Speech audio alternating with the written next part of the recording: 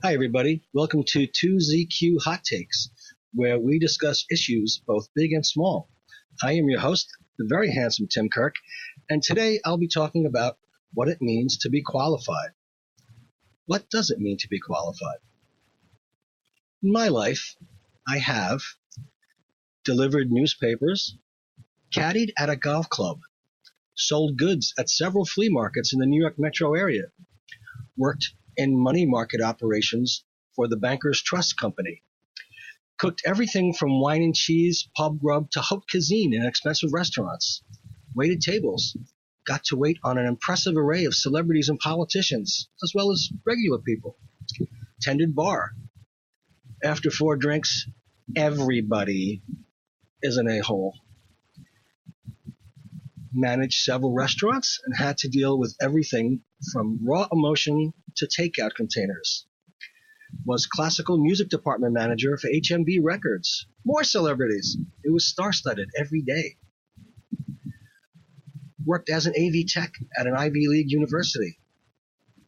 Worked in the Network Operations Center, otherwise known as a NOC, for a digital television broadcasting company, setting up feeds and connections and making up a lot of reports. Was internet marketing and e-commerce manager for a well-known New York City-based wine merchant. When I got there, the website was virtually devoid of information, and it wasn't even indexed on Google. I took it to PageRank 5 and did almost 12,000 SKUs single-handedly, with metadata and meta descriptions and information from not only Wine Spectator and the estates and the wineries, but also their high-resolution imagery. I was a product service analyst for NBBC.com, the incubator for Hulu. I was a departmental administrator, otherwise known as an event and project coordinator at NBC Universal. I created and produced a number of events and event series, from industry events to tech summits to company-wide info fairs. I volunteered and became event lead for out at NBC Universal, doing the logistics and event coordination for everything from the St. Patrick's Day Parade to Gay Pride. I am a podcast producer and host of 2 podcasts. I write them, interview people, upload and manage social media. I attended Fordham University, the American Institute of Banking, Adelphi University, Future Media Concepts, where I got certified in Avid Media Composer. Now I mostly use Premiere and other non-linear video editing tools when I do cut video that is not solely on my phone. I graduated from the French Culinary Institute. I attended Media Bistro and got a certificate in event planning. Where does this all lead? Well, a gentleman by the name of Luis Javier Concepcion, who was an executive supply chain leader with a passion for diversity and inclusion, wrote, and I am paraphrasing, according to a LinkedIn 2016 report, the typical career path these days takes about 15 job changes. When trying to get all the skills necessary to get to the top of your profession or to acquire new skills to change career paths, changing jobs might be the obvious route. However, there is a new trend to look for side gigs and learn those skills. Creating a nonprofit, running a blog, social media marketing, etc. Clever, right? The answer is yes, but the real question should be, what are companies doing to transform the workplace to allow the flexibility internally and use it as a retention strategy? Creating rotational programs, special assignment projects, and many others. This is going to be crucial to win the war for talent. End quote.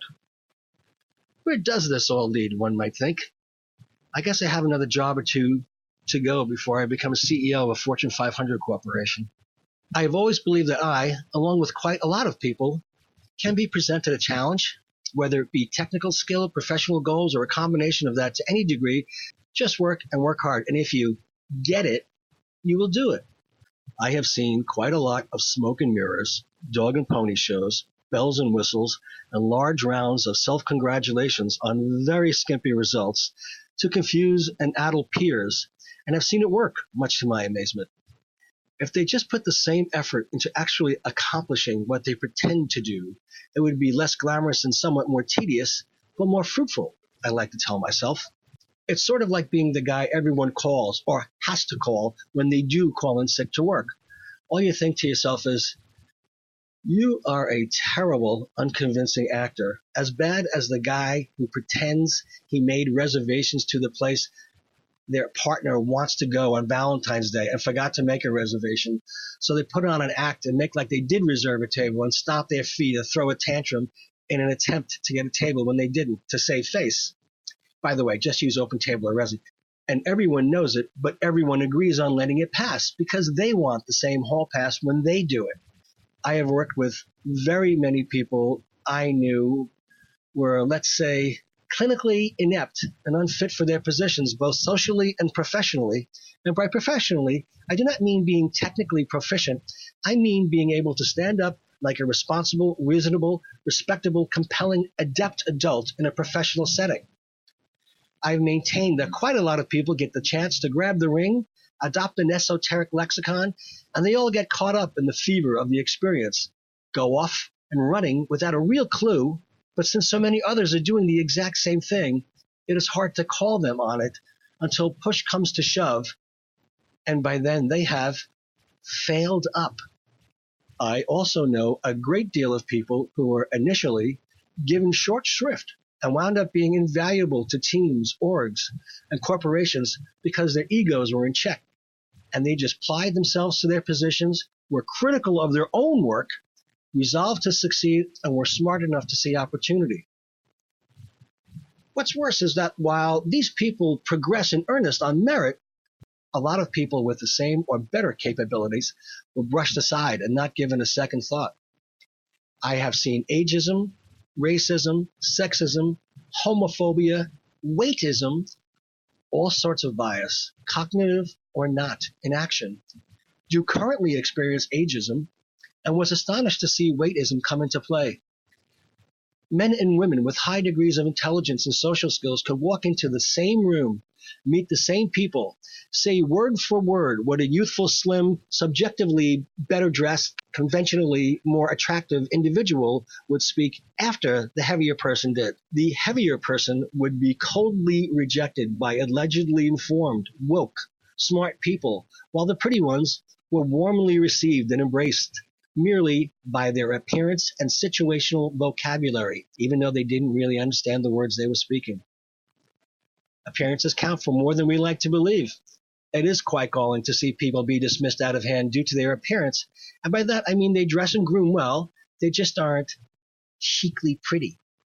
All this, while others adopted a series of cagey, distracting body language tics or mannerisms, is short, meaningless, non-committal responses and clever witticisms to hide their incompetence, all the while letting others believe that they were industrious, capable, and possessed a high degree of aptitude for the challenges presented to them, but their biggest asset was the ability to deflect, subversively delegate, and shift responsibilities to colleagues while managing to take credit for others' efforts.